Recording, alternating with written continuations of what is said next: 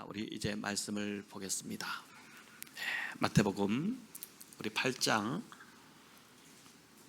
28절에서 34절 말씀입니다. 교독으로 제가 먼저 읽겠습니다. 또 예수께서 건너편 가다라 지방에 가심에 귀신 들린 자 둘이 무덤 사이에서 나와 예수를 만나니 그들은 몹시 사나워 아무도 그 길로 지나갈 수 없을 지경이더라.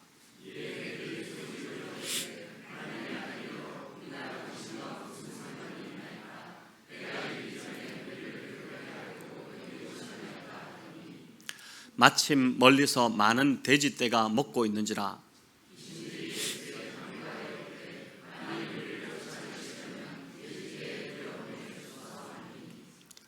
그들에게 가라 하시니 귀신들이 나와서 돼지에게로 들어가는지라 온 떼가 비탈로 내리다가 바다에 들어가서 물에 몰사하거늘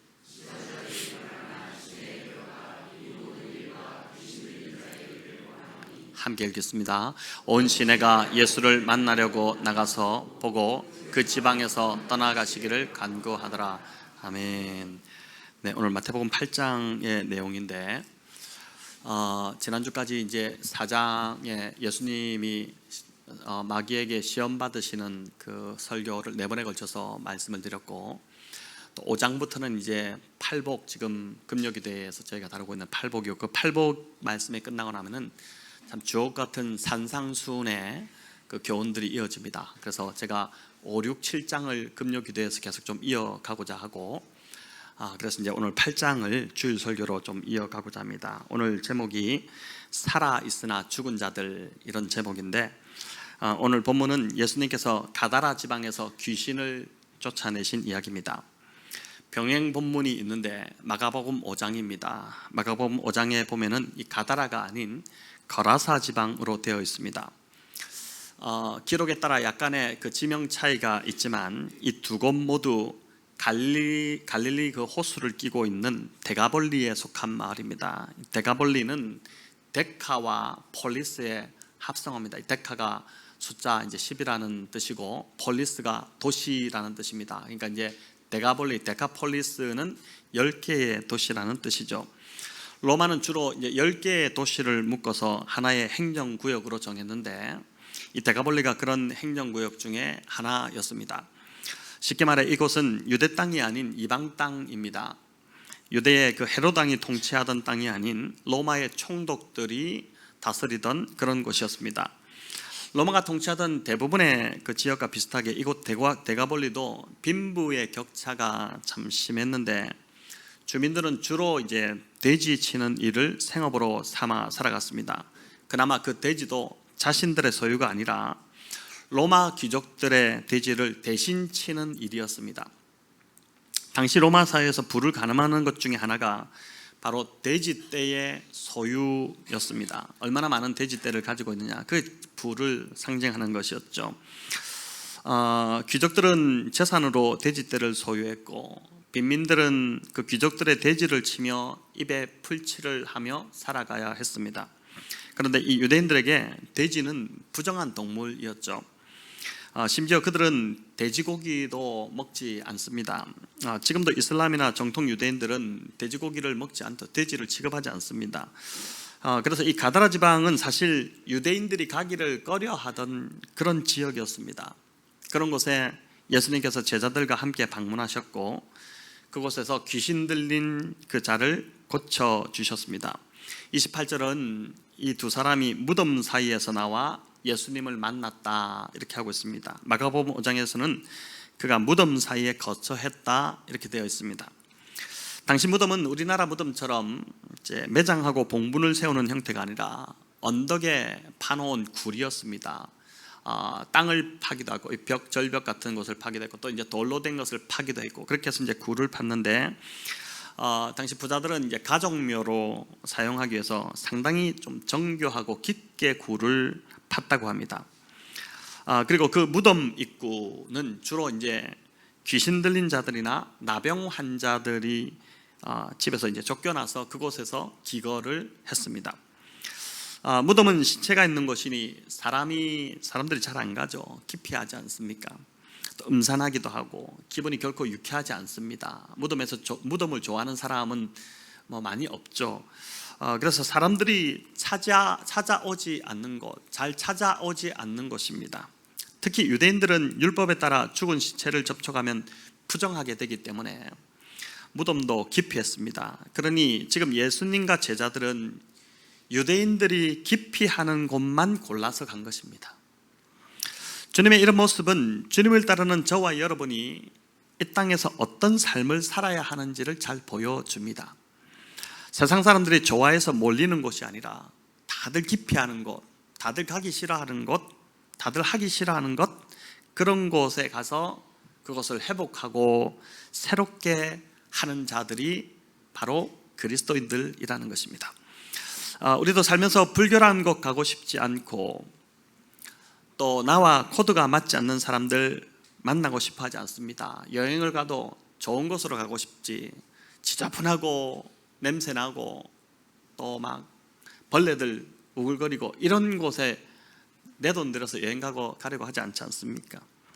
또 사람들도 내가 만나고 싶은 사람들하고만 교제하고 싶습니다. 그러나 주님을 따르는 제자로 살려면 가기 싫은 곳도 가야 하고 또 만나고 싶지 않은 사람도 만나야 된다는 것입니다. 왜 그렇습니까?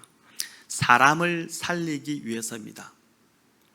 죽어가는 사람에게 예수의 생명을 전하기 위해 우리는 때로 내키지 않는 일도 주님 뜻이라면 순종해야 한다는 것입니다. 자, 이 두 사람이 무덤 사이에 거처 했다는 말은 겉은 살아있는 것 같았지만 실은 죽은 자와 같았다는 것입니다. 28절은 그 상태를 이렇게 우리에게 보여줍니다. 우리 같이 한번 읽어보겠습니다.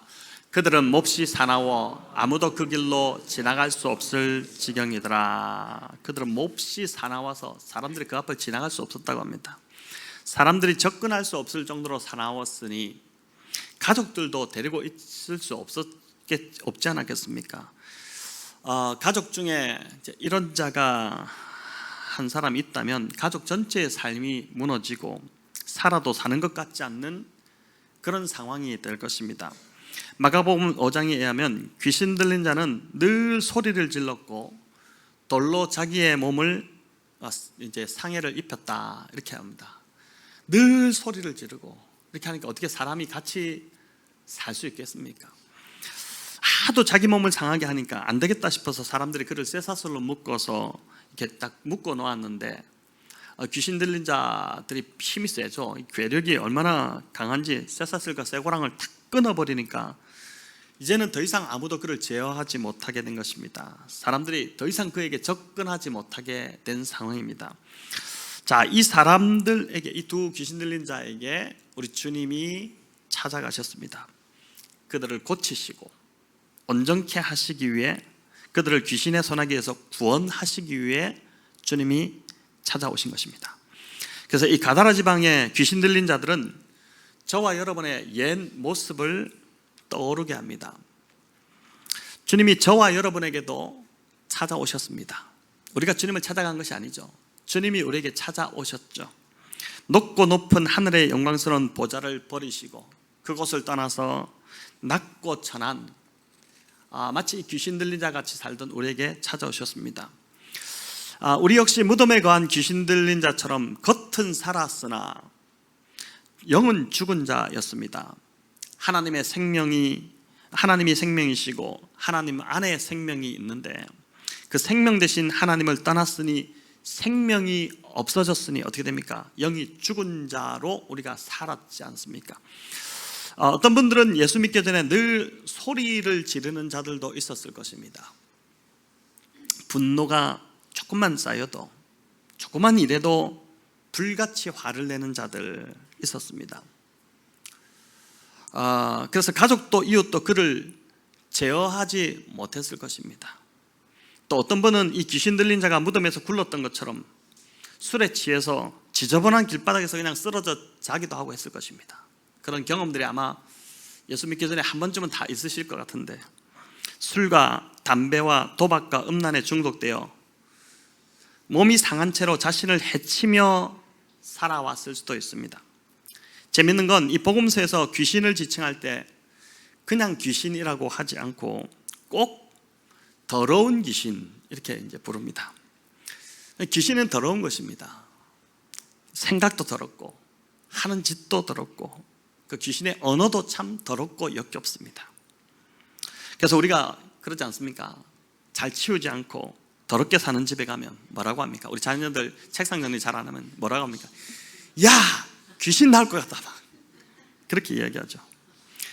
귀신 들린 자의 삶도 그렇고 또 잘못된 것에 중독되어 자기 의지를 상실한 자의 삶 역시 지저분하고 정신이 없습니다.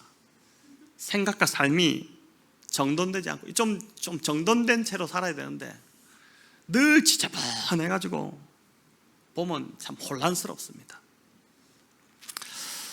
오늘날 우리 주변에서 귀신 들린 자를 직접 보는 것은 흔치 않습니다. 저도 목회를 하면서 몇 번 보지를 못했습니다. 귀신을 이제 귀신 들린 자를 또 귀신을 쫓아내고 이런 일들이 있기도 했지만은 아주 소수의 경험이고 흔치 않죠. 하지만 잘못된 가치와 탐욕에 사로잡혀 마치 귀신 들린 자처럼 자신이 아닌 다른 사람이 되어 살아가는 자들은 우리 주변에 참 많습니다. 그렇게 자기를 해치고 남을 해치며 살아가는 것입니다. 사단은 오늘도 여전히 이런저런 방법으로 사람들을 사로잡아서 하나님 보시기에 좋은 삶이 아니라 사단이 보기에 좋은 그런 망가진 삶을 살도록 우리를 이끌어가는 것입니다. 놀랍게도 이 사람 안에 들어있던 이 귀신은 군대 귀신이었습니다. 자, 마가복음 5장 9절 우리 같이 한번 읽어볼까요? 이에 물으시되 우리가 많음이니이다 하고, 자, 여기서 말하는 군대는 헬라어로 레기온이라는 단어인데 이는 로마 군대의 여단 규모를 말합니다. 대략 한 6,000명 정도입니다. 꽤 많은 숫자죠. 여러분, 어마어마한 숫자의 귀신이 이 사람 안에 들어가서 이 사람을 지배했으니 귀신이 한두 마리가 아니라 6,000명 정도 되는, 6,000마리 되는 귀신이 들어갔으니 이 사람의 삶이 완전히 만신창이가 되지 않았겠습니까? 귀신이 예수님을 보자 소리를 지르기 시작합니다. 29절입니다. 이에 그들이 소리질러 이르되 하나님의 아들이여 우리가 당신과 무슨 상관이 있나이까? 때가 이르기 전에 우리를 괴롭게 하려고 여기 오셨나이까? 하더니, 여러분, 여기 귀신이 이상한 말 하지 않습니까? 때가 이르기 전에 우리를 괴롭게 하려고 여기 오셨나이까? 이렇게 하는데 이 말이 무슨 뜻일까요? 여기서 말하는 귀신이 말하는 때는 과연 어떤 때를 말하는 것일까요? 예수님이 재림하실 때를 말합니다. 예수님이 재림하시면 사탄은 최종 심판을 받게 되어 있습니다. 그게 성경에 기록되어 있습니다. 그러니까 이제 꺼지지 않는 유황불못에 던져지게 됩니다. 사단이 이제 그렇게 끝나는 것입니다. 사단도 이를 익히 잘 알고 있습니다. 그런데 그때에 오지 않고 왜 미리 와서 우리를 괴롭게 하느냐는 것입니다. 아니, 그때 정해져 있는 때에 와야지 왜 미리 와서 우리를 이렇게 괴롭게 하느냐, 이렇게 이제 따지고 있는 것입니다. 여러분, 이것만 봐도 사단은 참 따지기를 좋아하는 습성을 가지고 있다는 것을 알게 됩니다. 여러분, 그래서 사사건건 따지기를 좋아하지 마시기 바랍니다.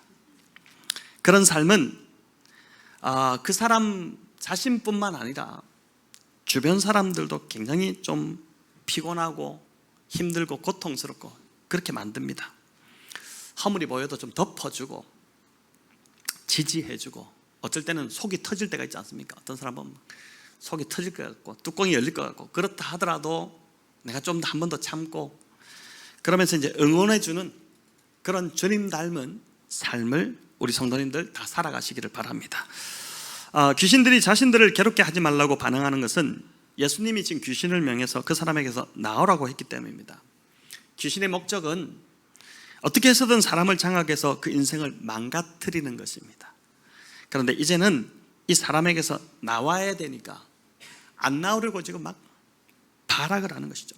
망가뜨려서 그 사람을 죽이는 것이 최종 목표인데 그걸 못하게 됐으니까 지금 안 나가려고 발악을 하는 것입니다. 자, 30절, 31절 같이 읽겠습니다. 마침 멀리서 많은 돼지떼가 먹고 있는지라 귀신들이 예수께 간구하여 이르되 만일 우리를 쫓아내시려면 돼지떼에 들여보내 주소서 하니. 자, 주님이 허락하셨죠. 그러자 이제 귀신들은 돼지떼에게로 들어갔고, 이내 귀신 들린 돼지떼가, 여러분 귀신 들린 돼지떼를 보신 적 있습니까?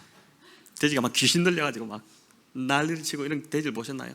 귀신 들린 돼지떼가 바다로 뛰어들어서 몰사하게 됩니다. 자, 그런데 이 사건은 흥미롭게도 구약의 출애굽 사건과 굉장히 닮아 있습니다. 그 출애굽 사건을 연상시킵니다. 출애굽할 때 애굽 바로의 군대가 홍해 바다에 몰살된 것처럼 여기 나오는 귀신들도 군대지 않습니까? 이 귀신의 군대가 바다에 빠져 몰살한 것입니다. 자, 이 사건을 통해서 우리 주님이 주시고자 하는 메시지가 무엇일까요? 홍해를 건넌 출애굽 사건, 그때 홍해를 건널 때 애굽의 군대들이 다 죽어버리고 빠져 죽고 몰살되고 이스라엘 백성들만 살아서 홍해를 건너서 나왔을 때, 그것을 통해서 하나님의 백성 이스라엘이 출범했듯이 지금 귀신들의 군대가 몰살당한 이 이방 땅 거라사에도 귀신들이 물러가고 하나님의 나라가 시작되고 있다는, 그걸 보여주고 계시는 것입니다. 여러분, 이게 얼마나 멋진 일입니까?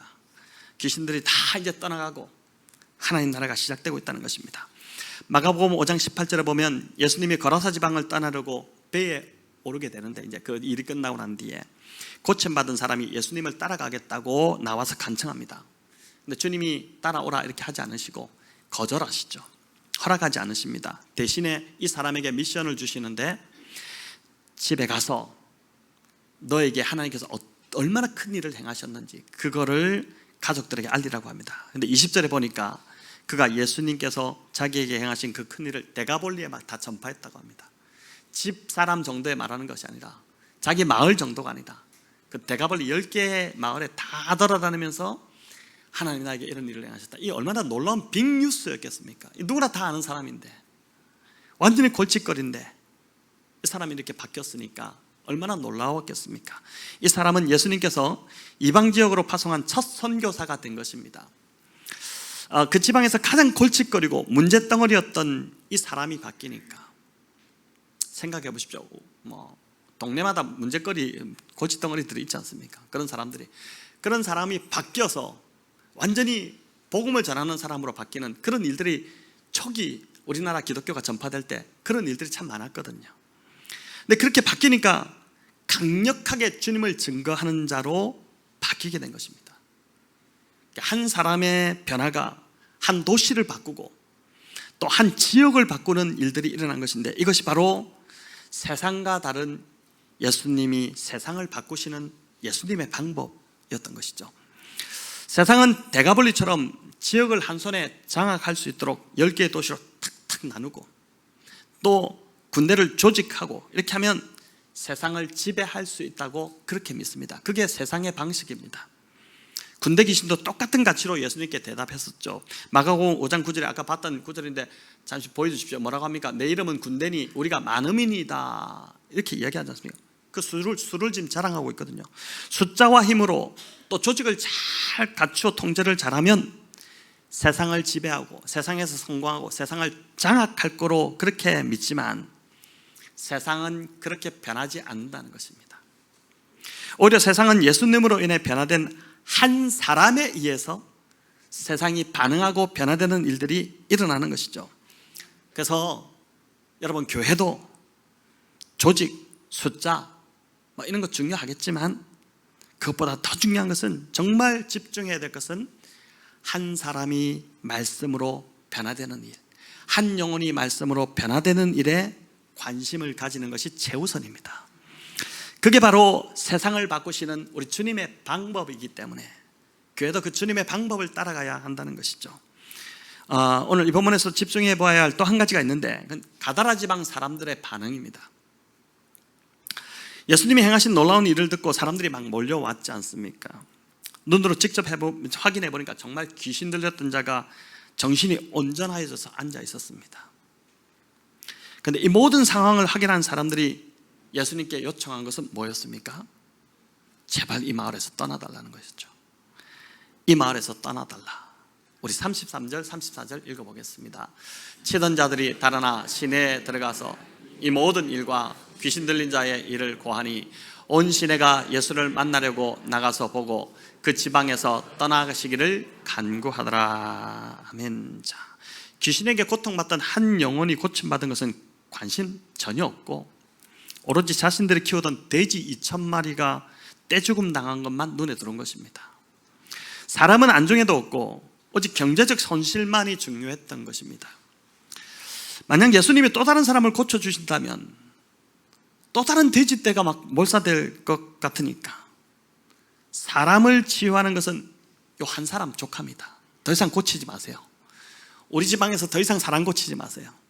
요 하나로 족하니까 제발 이제 더 이상 경제적 손실 끼치지 말고 우리 마을에서 떠나주세요. 이렇게 이야기한 것입니다. 여러분, 본문을 가만히 묵상해 보니까 군대 귀신이나 이 가다라 지방의 사람들이나 다를 바가 하나도 없습니다. 군대 귀신 들린 자, 이 사람과 이 지금 예수님께 나가달라고 하는 이 사람들이 똑같다는 것이죠. 군대 귀신이 예수님께 나를 괴롭게 하려고 왔냐고 따졌는데 이는 나를 건드리지 말고 간섭하지 말라는 뜻입니다. 또 마가복음 5장 10절에 보면은 이렇게 나옵니다. 자기를 그 지방에서 내보내지 마시기를 간구하더니 이렇게 하거든요. 그러니까 이제 귀신들도 이 가다라 지방은 내 영역이니 건드리지 말고 예수님 딴 데 가세요. 딴 데 가서 활동하시고 여기는 나의 영역입니다. 들어오지 마세요. 이렇게 한 것입니다. 이 사람들도 보니까 우리를 괴롭히지 말고 예수님께 떠나가시기를 간구하지 않습니까? 예수님이 계속 계시면 더 많은 손해를 볼 것 같으니까 아니 지금 잘 살고 있었는데 왜 와가지고 돼지떼 다 죽여버리고 우리 이렇게 힘들게 하십니까? 아니 왜 오셨습니까? 제발 나가세요. 이제 됐습니다. 이 정도 우리가 손해보고 끝날 테니까 제발 나가세요. 그렇게 이제 이 사람들이 예수님께 간청하는 것입니다. 자, 이들은 어떻게 해서든지 간에 예수님을 붙들어야 했을 사람들입니다. 그 예수님 보고 오히려 그런데 자기 땅에서 나가달라고 하고 있으니 이 얼마나 참 답답하고 어리석고 안타까운 일입니까? 예수님이 생명이신데 예수님과 상관없는 삶이 되었으니 지금 이제 생명을 주려고 오셨는데 그 생명을 거절하고 있으니 이들도 무덤에 거하는 귀신 들린 자와 다를 바가 없다는 것입니다. 예수님은 요한복음 14장 6절에서 내가 곧 길이요 진리요 생명이다 이렇게 말씀하셨죠. 이 말이 진리라면 길이요 진리요 생명이지 않습니까? 우리가 다른 것 다 놓쳐도 예수님은 절대 놓쳐서는 안 되는 것입니다. 예수님은 붙들어야 되는 것입니다. 내가 지금 뭐 어떤 하는 일들 또는 뭐 하나 이거 한 건을 해야 되는데 이런 것들 이거 좀 놓쳐도 됩니다. 근데 그것 때문에 예수님을 놓친다면은 얼마나 어리석은 일이 되겠습니까? 그분이 길이고 진리고 생명이신데 인생에 안 풀리는 문제도 예수님께 가져가면 예수님이 길이시기 때문에 길이 열릴 수 있다는 것입니다. 그럼에도 우리는 이 가다라 지방 사람들처럼 예수님을 내 삶에서 밀어내려고 할 때가 참 자꾸 내 삶에서 밀어내려고 하는 것입니다. 문제가 생길 때도 본능적으로 예수님을 찾고 예수님께 기도하기보다는 그게 자연스러운 반응이어야 하는데 우리의 자연스러운 반응은 문제가 오면은 염려하고 걱정하고 그게 먼저 자연스러워지고 도와줄 사람을 먼저 찾는 것, 내가 가진 역량을 먼저 계산해 보는 것, 이게 우리의 모습이지 않습니까? 그러다가 안 되면 그제서야 어쩔 수 없이 기도나 하러 가야겠다 이렇게 가는 것이죠. 여러분, 한 주를 살아갈 때 오늘 우리 권사님 기도에서도 그런 말씀 기도의 언어로 표현하셨지만은 한 주를 살아갈 때 어떤 날은 예수님을 전혀 의식하지 않고 살아가기도 합니다. 주일에 예배 드린 후에 이제 오늘 예배 드리고 나가시잖아요. 집으로 돌아가시면은 한 번도 말씀 읽지 않고 한 번도 기도하지 않고 주님을 찾지 않고 살다가 주일날 허겁지겁 오시면서 성경책을 찾는데 성경책이 안 보이니까 그냥 가자 이렇게 하고 오시는 분 설마 없으시겠죠? 저희 성도님들은 제가 볼 때 다 훌륭하십니다.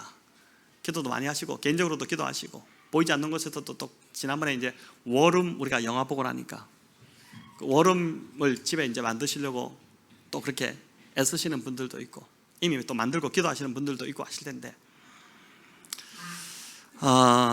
이렇게 예수님을 내 삶에서 자꾸 밀어내려고 한다면 그렇게 할 때 우리의 삶은 서서히 무덤에 거하는 이 귀신 들린 자처럼 나도 모르게 변해간다는 것입니다.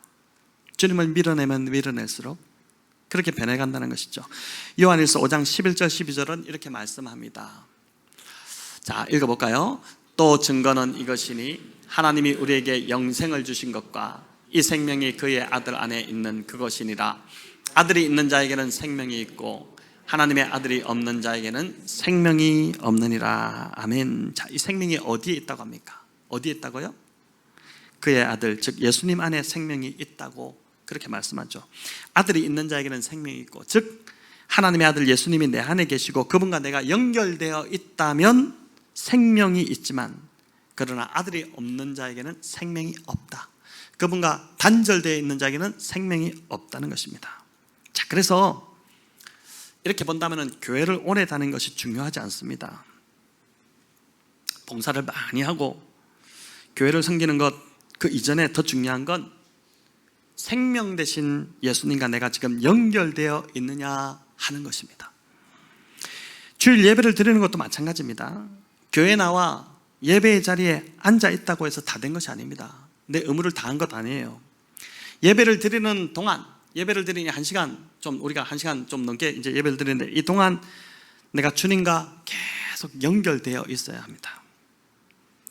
교회 마당만 밟고 가서는, 이사야 선지자 말씀처럼 교회 마당만 밟고 가서는 안 되고, 하나님의 그 임재 안에 들어오려고 계속해서 애쓰고 집중하고, 오늘 우리 찬양할 때 우리 유준환 집사님 참 찬양도 잘 하시는데 그렇게 하지 않았습니까? 처음에 하다가 멘트로 그렇게 하시더라고요. 지금 딴 생각하지 마시고 그 우상이라고 하나님께 집중하고 예배하자고.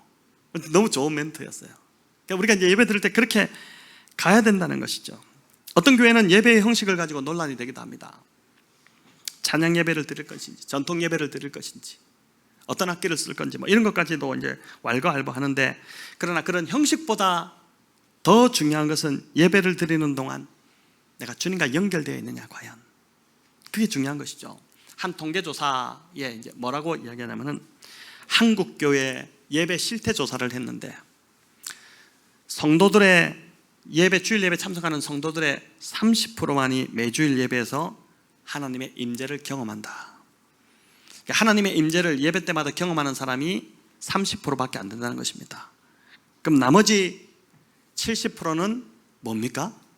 오늘 여기 우리 성도님들 지금 예배 이제 다 앉아 계신데, 여기서 하나님의 임재를 경험하는 사람은 30%고, 이 통계대로 한다면 나머지 70%는 그냥 다 멍하니 앉아서 저만 쳐다보고 있다는 것이겠죠. 물론 다 처음부터 끝까지 그렇게지 않겠지만,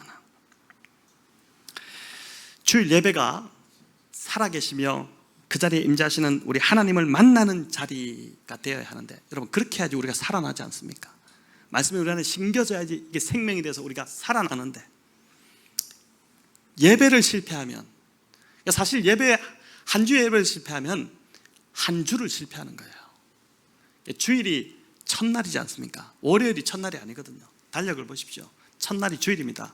한 주를 시작하는 첫날이 주일인데, 그 예배를 의미가 있지 않습니까? 예배를 정말 목숨 걸고 우리가 드려야 될 이유가 그것이고, 정말 예배를 드리고 이 예배에서 내가 하늘로부터 내려오는 그 은혜를 붙잡고 하나님의 생명과 연결되고 말씀이 내 안에 심겨지고, 그렇게 해서 내가 힘을 얻어야지 한 주를 살아갈 수 있는 것이지, 그렇지 않고 한 주 예배, 그 주일 예배를 실패하면 한 주가 그냥 넘어가고, 또 그것이 반복이 되고 습관이 되고 계속 예배가 깊이 있게 들어오지 못하면은 그 삶은 어떻게 된다고요? 어느새 무덤 사이에 살아가는 그 귀신 들린 자 같은 그런 상태로. 그래서 아니 저 사람 주일 예배고 예배도 드리고 교회도 다니는데, 아니 삶은 왜 저렇게 귀신 들린 자처럼 저렇게 자꾸 바뀌어가나? 아니 저 얼굴이 왜 저래, 표정이. 그렇게 되어간다는 것입니다. 여러분 옆 사람 얼굴 보면서 귀신 들린 자가 아닌가? 이렇게 보지 마시고, 내가 지금 귀신 들린 자처럼 되어가고 있지 않는가? 보셔야 돼요. 그러니까 그게 하나님과 연결이 되지 않을 때, 예배가 실패되면 그렇게 될 수 있다는 것입니다. 몸은 여기에 와 있는데 마음은 지금 딴 데가 있고, 이 끝나고 지금 해야 될 것도 생각하고 있고, 뭘 먹을지 지금 설교 들으면서 오늘 점심은 뭘 먹을까 이거 생각하고 계시고, 또 뭐 이런저런 해야 될 일 염려로 가득하다면, 그건 우리가 지난번에 네 가지 밭의 비유, 씨 뿌리는 비유에서도 보셨지만 가시덤불에 가득 채가지고 뿌리 내리지 못하는, 말씀이 깊이 뿌리 내려야지 이제 살아나는 거고 영적으로 자라가는 것인데, 그러지 못하니까 이제 실패한다는 것입니다. 자, 여러분, 이제 꽃샘추위도 물러가고 갔죠. 이제 오늘 날이 좀 따뜻해졌지 않습니까? 이제 더 이상 추위가 없어지고 봄이 오게 될 텐데, 봄이 좋은 이유는, 저도 이제 봄을 참 좋아하는데 만물이 생동하기 때문입니다. 저는 이 목양실에 있는 화초, 주로 이제 목양실에 또 많이 머물고 하기 때문에 목양실에 있는 화초를 보면서 생명력을 가장 먼저 느낍니다. 생명이 얼마나 좋은지 봄에 새순이 돋으면 색깔이 초록초록하니 완전 달라지죠. 앞에 있는 이 떡갈나무, 이게 떡갈나무거든요. 이 떡갈나무, 떡갈고무나무인데 이 나무도 여러분 이파리 색깔이 곧 바뀌는 것을 보게 될 겁니다. 새순이 올라오면 새순은 연하고 또 싱그럽고 밝고 빛이 납니다. 거칠지 않아요. 새순은 거칠지 않습니다. 연합니다. 색깔이 너무 좋아요. 또 그걸 보고 있으면 기분이 막 좋아지고 생기를 얻게 됩니다. 그래서 이제 봄이 오게 되면은 새벽기도 마칠 때마다 제가 갖고 있는 하나의 이제 재미가 뭐냐면은, 새벽기도 마치고 우리 성도들 다 가시고 나서 이제 이 창문을 이렇게 올리면서, 뒤에 있는 커튼을 올리면서 제일 먼저 뭘 보냐면 이 옆에 새순이 나왔나 안 나왔나를 봅니다. 새순 나와 있는 그 조그맣게 올라오는 그 색깔이 너무나도 예쁘고 막 그렇거든요.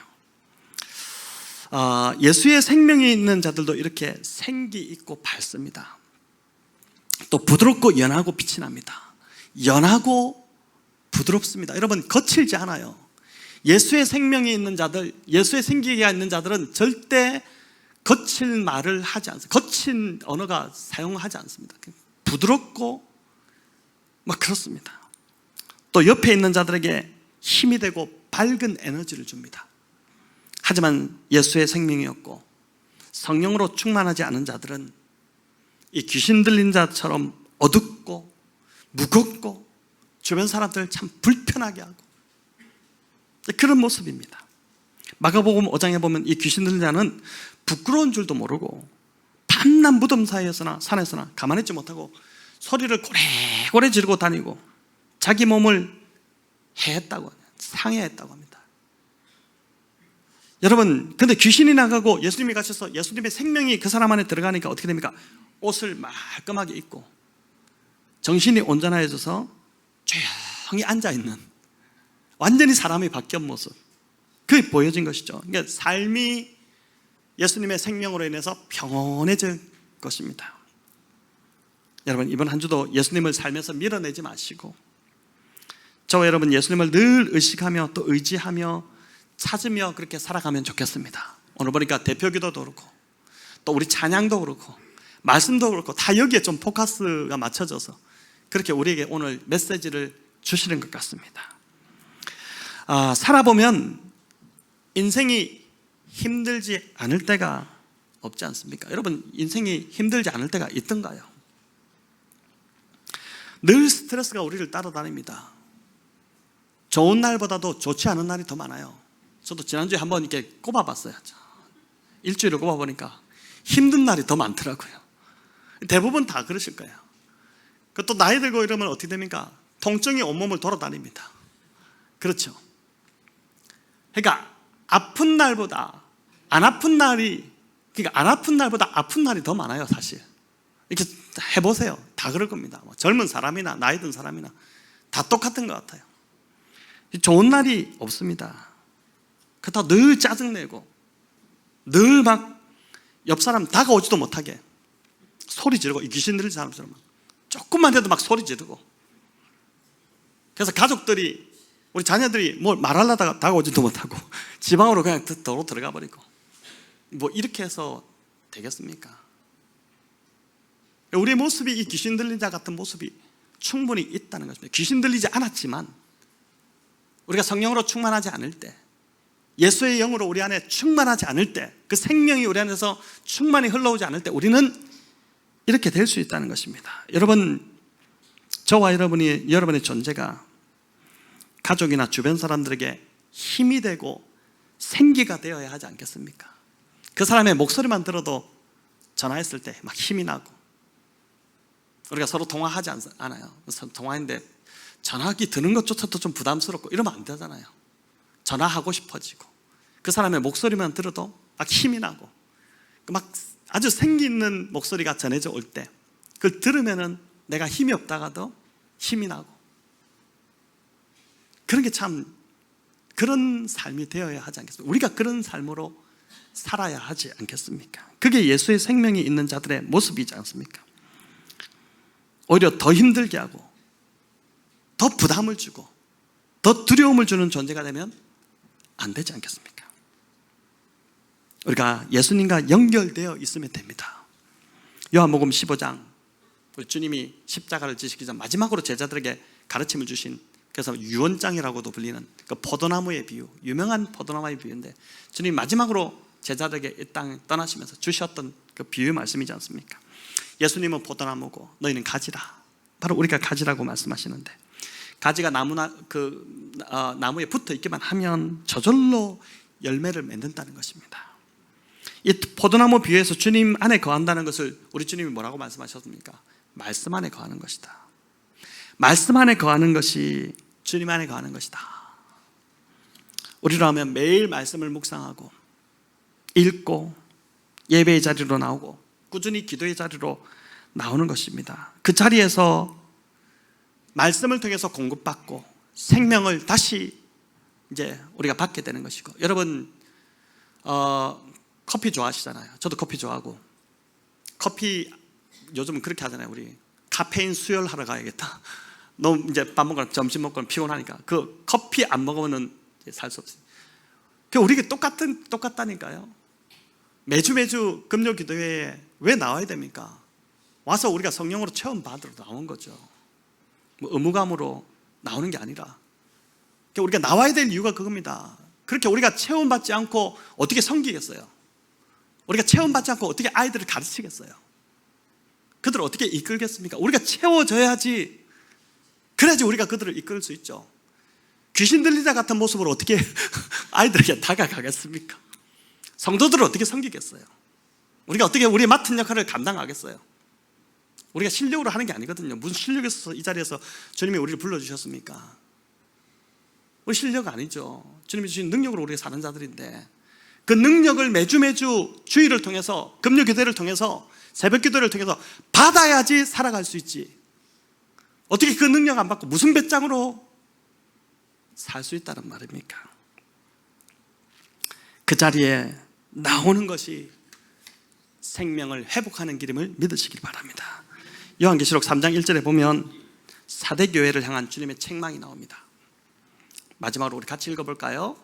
내가 내 행위를 아노니 네가 살았다 하는 이름은 가졌으나 죽은 자로다. 참, 이 주님의 한마디 선언이 얼마나 끔찍한 선언입니까? 껍데기는 살아있는 것 같지만 너 실은 죽은 자다. 이게 사대 교회를 향하신 주님의 한마디 딱 선고였습니다. 여러분, 군대 귀신에 들려 무덤에 거했던 자도 살아있는 것 같으면 죽은 자였고, 경제적 손실 때문에 돈에 묶여서 예수님을 몰아낸 이 가다라 지방 사람들도 살아있는 것 같았는데 사실은 죽은 자들이었습니다. 저는 저와 여러분이, 또 우리 교회가 이런 책망받지 않기를 간절히 바랍니다. 성도 여러분, 이제 2월이 가고 2월이 갔습니다. 저는 너무 좋습니다. 2월이 가서 이제 3월이, 봄이 오고 있습니다. 오늘 3월 첫째 주일 예배로 드리는데, 제가 아침에 이제 나오면서 오늘 3월 첫 주니까 봄을 좀 알리는 넥타이를 매야겠다 싶어가지고, 제가 이제 이 화사한, 이게 제 결혼식 때 샀던 넥타이입니다. 이걸 메고 나왔는데, 만물이 생동하듯 저와 여러분도 예수님의 생명력으로 다시 한번 충만해지고 새로워지시기를 바랍니다. 그래서 더욱 여러분 말씀 안에 거하시기를 힘쓰시고, 예배의 자리, 기도의 자리, 요즘 금요기도에 정말 많이 나오십니다. 우리 성도님들, 저희 참 많은 변화가 일어나는 것 같아요. 더 많이 좀 나오기를 바라고, 지난주 그러더라고요. 이제 우리 아이들 진짜 가랑비에 옷 젖는다고 지난주에 우리 이동훈 집사님께서 이제 아이들 인도를 하신 30분을 이제 금요일 날 어린이 기도회 저희들 여기서 예배드리지만 아이들이 한 13명 지난주도 막 이렇게 와서 오거든요. 어린아이들이 다 와서 이제 모이는데 제일 먼저 놀기 전에 예배를 드립니다. 어린이 기도회를 합니다.